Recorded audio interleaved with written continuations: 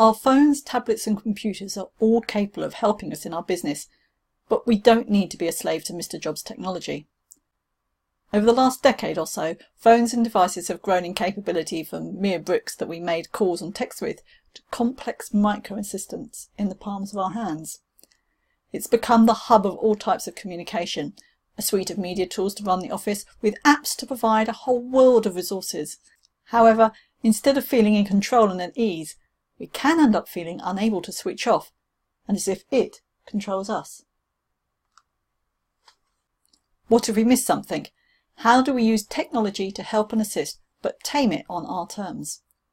I use various technology and apps to create and post content, communicate with others, send emails and messages, keep track of what I'm doing and when. However, it also needs to know when to be quiet and let me take control. It is set up to keep the things I need at hand, but not to distract me. That just wastes valuable time. Technology can help us in our day-to-day activities, but it needs to know its place. So here are my 3 key apps, followed by my tips for taming your computer. Number 1, Dropbox. Dropbox is central to my business. From client files to blogs, images and photos, and videos and courses, it's all on there. Having a central location that syncs across all my devices, whether I'm in the office or out at a meeting, is crucial. I can stop in a lay-by with an idea for a blog and finish it when I'm in the office later. I can share files and folders directly with others for collaboration or with clients to provide advice and resources.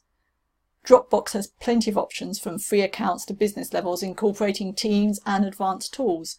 There are other options such as OneDrive and Google Drive, but the crucial part is getting something that syncs across devices so you can access your files and resources anywhere you need them.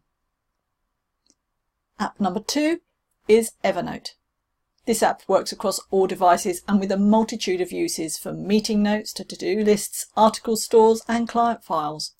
Text, photos, scans, documents, audio, even handwritten notes can all be kept in one place and easily searched. By assigning tags or different notebooks, you can easily keep track and record the information.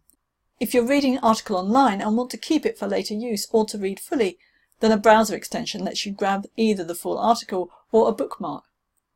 I found this really useful for content creation, as I can tag it with keywords for ease of finding when I want to write something later. It's also useful in meetings or events to write notes, record the audio and take screenshots, all within the same note. Evernote can also keep track of client notes, even the ones that you have handwritten, together with emails and other documents. And with its scanning ability, even a paperless office somehow seems possible. App number 3 is Toggle. This is a time log tool that helps you keep track of how you're using your time and can also be used for billing clients. By tracking the time you spend on tasks or projects, you can get a better idea of where the time is being spent, or more importantly, wasted. Quite often the time we estimate for a time is different to how long it actually takes, and this tool can help monitor that. You can also assign time to different projects to track the various aspects of your day or your work. And if you provide services on an hourly basis and need to report your time log, then you can assign clients and even billing, with full reports to send out with your invoices. This tool makes time tracking and reporting much easier. So these are just a small selection of the apps I use to help me in my business. If you want more, then there's a page to head to at the end. But for now, let's look at taming the technology too. As much as technology can help us, it's important that we stay in control. Back in my first business growth tip, Juggling Priorities, I spoke about the importance of switching off your notifications. Just a ping from a phone or a pop-up message is enough to distract you and creates a sense of urgent priority it probably doesn't deserve. Switch them off now if you haven't already. Set time aside to check things like emails, social media and apps on your own terms. You need to find a schedule that suits you, but having 20 to 60 minutes 2 or 3 times a day to check emails, messages, apps, etc. and then respond is much better than being distracted and wasting time throughout the day. You will get more done, and it still gives you a good level of service to those who want to contact you. Be in control of your communications on your terms.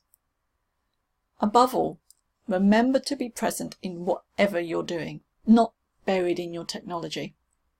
If you're working on a key project, then silence the notifications and switch it to Do Not Disturb for a set period of time, perhaps 60 or 90 minutes, so you can focus. If you're in a meeting, then focus on that and get it completed rather than dealing with the interruptions. And finally, when it's time for you to enjoy time on your own or with others, turn off the rest of the world. They can wait until you are ready. Just like the technology we use, we all need recharging at times, so remember to make sure that your health, well-being and emotion batteries are well charged too.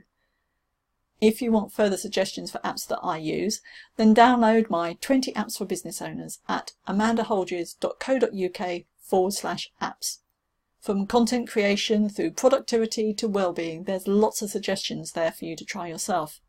So my 3 tips for taming technology are: control the notifications, set a schedule to check and respond, and ditch it. Sometimes life is more important. And download my 20 apps for business owners at amandaholges.co.uk/apps. But don't forget to tame them. Until next time, speak soon.